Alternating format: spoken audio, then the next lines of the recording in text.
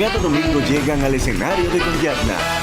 Gracias por seguir con nosotros en este programa que para mí, y yo sé que para mucha gente que nos ve, es sumamente importante, porque si hay algo de lo que se tiene que hablar en la actualidad y que nos preocupa, es el tema de la salud mental, de preservarla, de cuidarla, de poder retrotraernos a momentos antes de la pandemia donde existían muchos problemas de salud mental, pero que se han arreciado a propósito de esta pandemia que desgraciadamente hemos vivido.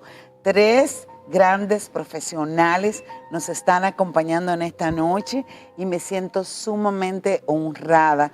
En primer término, presento al doctor José Dunker, un privilegio tenerlo con nosotros. Igualmente al licenciado Janoy Vargas, quien repite aquí porque ya ha estado formando parte de nuestro programa, y a la licenciada Karen González. Oh, mujeres como somos.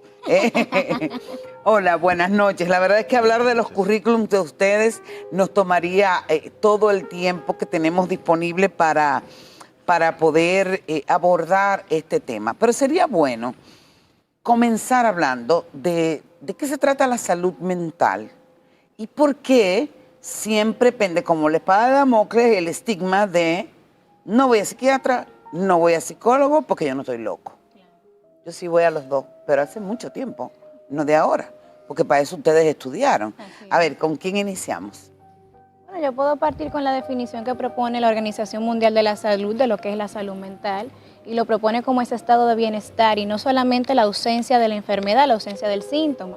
En República Dominicana, el contexto que nos arropa, tenemos la idea de que salud de enfermedad, si yo estoy enfermo yo voy al médico, pero no tenemos una cultura de prevención y mucho menos tenemos una cultura de tomar en cuenta emociones, estados de ánimo, conductas, sino que esperamos al momento, ¿verdad?, como de la crisis, de la explosión y tal. Ese es un buen punto. Sí, de cara a la salud mental, lo preventivo, lo terapéutico, mejor dicho, el fenómeno COVID, como estamos hablando de nuestras rutinas alteradas, de un desequilibrio de manera colectiva, pues sí se ha visto en la conducta del dominicano. ¿Qué hemos visto? Mayor índice de irritabilidad, hemos visto mucha agresividad, mucha violencia, hemos visto cómo la sociedad se muestra alterada, buscando soluciones rápidas, ¿verdad? Y lo vemos en la consulta, cómo llegan con estados de ansiedad bastante elevados, mis colegas me van a confirmar, propio de personas en estado crítico. Doctor Dunker, maestro de la medicina, fíjense si estamos honrados de contar con usted. ¿Qué ha pasado a raíz de la pandemia? ¿De qué tipo de diagnóstico podemos hablar que ha sido la afección que más ha aumentado y cómo contrarrestarlo? Sí, mira, es bueno decir sobre el origen del trastorno mental que hay 2 factores fundamentales que se pueden mencionar. Uno es los traumas que vienen de la crianza en el hogar y otros son los estresores sociales. Entonces la pandemia es un estresor social y debemos presumir que va a disparar todas las tendencias que tenemos a enfermar. De todas maneras, parece que hay una preferencia en este virus que provoca lo que se ha llamado una tormenta de citocinas. Es un soporte de los mecanismos inmunológicos y eso va a repercutir en depresión, problemas pulmonares, gastrointestinales y de otro tipo. Licenciado Janoy, hablábamos fuera de cámaras de que no solamente el aumento en cuanto a diagnósticos y a personas que llegan buscando su atención y su cuidado, sino en cuanto a internamiento también. Sí, sobre todo en el segundo nivel de atención. ¿Qué quiere decir eso? Bueno, pacientes que ameritan internarse como resultado, básicamente, de ya no poder manejar la crisis en el orden de su salud mental. En el caso nuestro, lo hemos visto demandando el servicio relacionado con el abuso de sustancias psicoactivas. porque aunque se pueda decir que el expendio, el uso recreativo, por ejemplo, de alcohol, disminuyó por el encerramiento, también podemos decir que el uso problemático de sustancias psicoactivas, que es lo que induce a que las personas, por su compulsividad en relación a ella, demanden el servicio de internamiento, por ejemplo, para manejar las crisis. Nosotros, los centros que trabajamos, que nuestra especialidad básicamente es en esa área, hemos visto un aumento significativo de la demanda de servicio. ¿Y el índice de suicidios? Se ha visto incrementado, sobre todo en aquellos pacientes que tienen un diagnóstico en trastorno mental grave, en eso podemos llamar trastorno de personalidad y otros, digamos que situaciones complicadas. Por lo menos en la población joven adulto, en ese periodo de edad entre 20 y 35 años, sí se ha visto, básicamente porque lo que era la rutina como se conocía y el mundo como se conocía, había espacios de discernimiento, de recreación, que no eliminaban, pero facilitaban la expresión emocional, por decirlo así, ¿verdad? Habían jóvenes que podían hacer uso del deporte, de zonas nocturnas de recreación, y ya no está. Por ende, tal vez síntomas o manifestaciones que eran más o menos diluidas se han visto intensificadas, y una de ellas conlleva el suicidio. Y ahí mismo viene una respuesta social muy importante, que es el teteo. O sea, esas explosiones que se produjeron en los barrios, eso era inevitable si no se planificaba. Hasta como una rebeldía, ¿verdad, doctor? Sí, sí. Como una vía de escape, una rebeldía. Sí. Y otro fenómeno, al parecer opuesto al tema del teteo, pero igual de problemático, es los adolescentes y niños ensimismándose en el uso compulsivo de los juegos electrónicos, que hoy en día hemos visto que han ido incubando ese comportamiento ya compulsivo, esa tendencia a que me incomoda la abstracción mental, básicamente propia del estudio de un libro, el hecho de la atención. Como una efervescencia así al acto. Qué bueno que toque ese tema, licenciado, y lo vamos a abordar en el próximo segmento. ¿Por qué? Porque hay como dos partes en esta historia. La primera es inmersión en el mundo virtual que conllevaba desde las 7 de la mañana hasta que se acabara la tarea, y después de ahí vámonos a los juegos. Y los padres cómodos con esto, porque es una manera de que, bueno, Sí, no te porque, puedo asimilar la las 24 horas. Unida durante todo el día, pero por otra parte, jóvenes apáticos, apartados, creando mayor Aislados. disfuncionalidad. ¿Qué hacer para revertir este proceso cuando ya estamos como cogiendo un airecito, aunque esto no ha acabado, lo del tema de la pandemia? Me lo van a responder estos tres extraordinarios especialistas que nos acompañan en esta noche. Cuando regresemos, tú no te vas a mover. Aún queda más que conversar con nuestros exquisitos invitados de esta noche luego de la pausa. El interesante tema que tenemos esta noche. Adelante. Aquí estamos de vuelta y dejé una pregunta en el aire. ¿Con cuál de las dos cosas nos quedamos? ¿Con los muchachos metidos en un cocún, en su propio mundo, generando disfuncionalidad en la familia, haciéndose más antisociales? O tralala, qué bueno, la familia unida, 24/7. ¿Qué tal? ¿Ventajas y desventajas? Dígame, Bueno, doctor. un recurso protector en medio de la pandemia es tener una familia. O sea, si uno tiene unas relaciones familiares, padre, madre, hijos, es mucho mejor que el aislamiento y la soledad.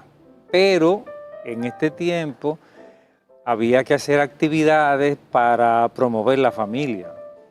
Y una de las cosas en la lista que decía Hanoi, junto con los juegos electrónicos, es la adicción a la televisión y a las redes sociales. O sea, todos nos hemos... Al celular, doctor. Sí, hemos ido dejando la calle y metiéndonos en la calle de las redes sociales. Yo pienso que una alternativa es todavía usar las redes sociales para mejorar las relaciones familiares. O sea, para hacer encuentros familiares, chistes, lo que sea. Y eso sería una alternativa también ante la pandemia. Esa es buena alternativa. Yo quisiera que abordáramos algo importante. La cantidad de personas que lamentablemente están desapareciendo. Hay muchas razones, pero en algunos casos, yo diría que casi en la mayoría, siempre se hace alusión a que las personas que han desaparecido están pasando por un profundo proceso depresivo. y son la depresión y la ansiedad que ustedes mismos especifican, los especialistas, que son los casos que más se conocen y se tratan aquí. ¿Cómo detectar que una persona o está depresiva o está entrando en un proceso depresivo? ¿Cómo debe reaccionar la familia para evitar que ese proceso se profundice? ¿No? Bueno, indicar cómo debe reaccionar la familia cuando muchas familias tratando de reaccionar o en la acción de reaccionar no encuentran muchas veces las respuestas desde el sector de las políticas públicas para darle solución a este tipo de problemas. Es decir, muchísimas familias están conscientes de que están conviviendo con un paciente en crisis, pero sin embargo no tienen la respuesta del lugar desde el sector salud pública. Y me explico. Es decir, somos casi 11 millones de habitantes.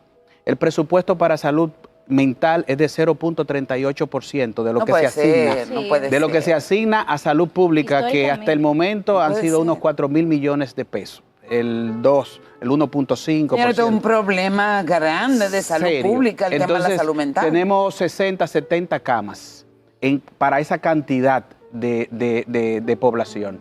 Entonces, nos choca cuando se habla, por ejemplo, en Pedro Brand de abrir un albergue para perros, para cuidarlos.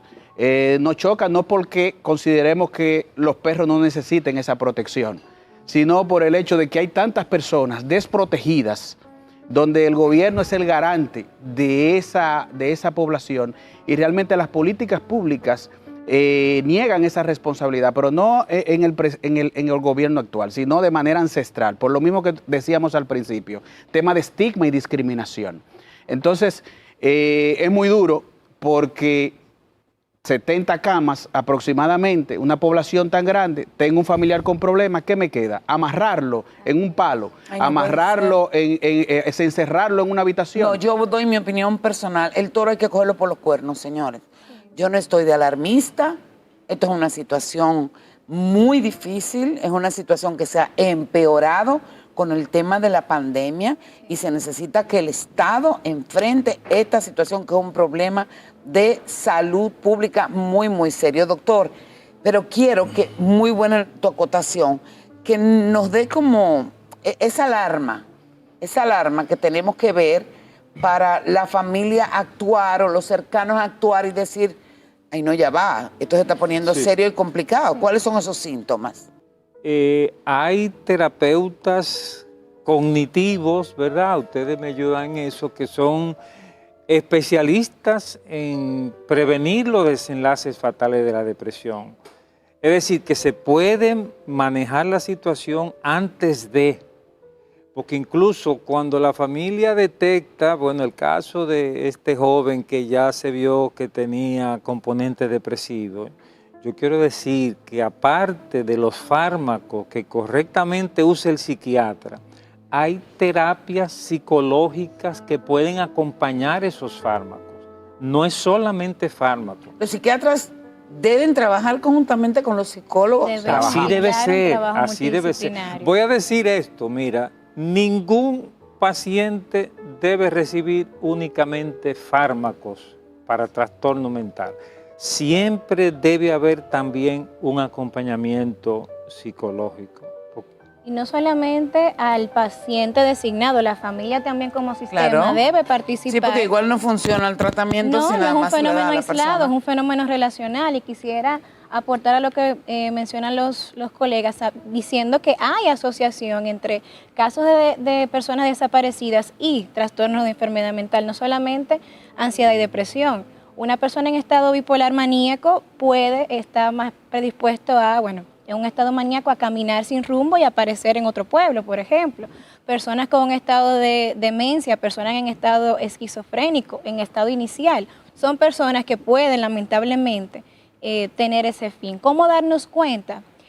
Con lo que iniciábamos al principio, nosotros tenemos la mala costumbre, lamentablemente, una cultura muy correctiva de esperar que pase una catástrofe para alarmar. Y no, hay signos que nos van alertando. ¿Cuáles? ¿Cómo se sabe que hay alguna afectación en la salud mental? Con la conducta. cambios importantes en la conducta nos pueden indicar alguna alteración mental, como cuáles: irritabilidad, procrastinación, falta de motivación, aislamiento, la verbalización de falta del sentido de la vida. Son de hecho señales de alarma que la familia, si está pendiente, si está atenta, puede prevenir y actuar a tiempo. Y actuar inmediatamente. Señores, qué privilegio para mí y para nosotros haber contado con su compañía en esta noche. Creo que a través de toda su sapiencia y su capacidad, pues se hace un gran aporte a todo el pueblo dominicano. Ahora, tú sabes, Yanna, por qué en los centros de salud te exigen, los centros de salud públicos, que un familiar se quede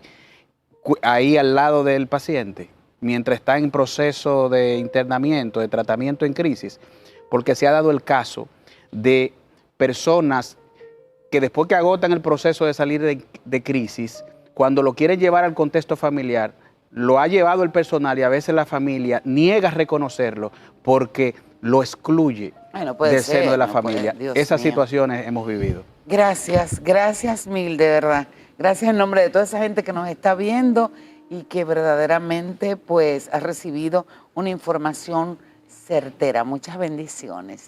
Y ustedes no se muevan, ¿dónde van? Seguimos marcando la pauta del verdadero entretenimiento cada domingo en la noche. Ya volvemos.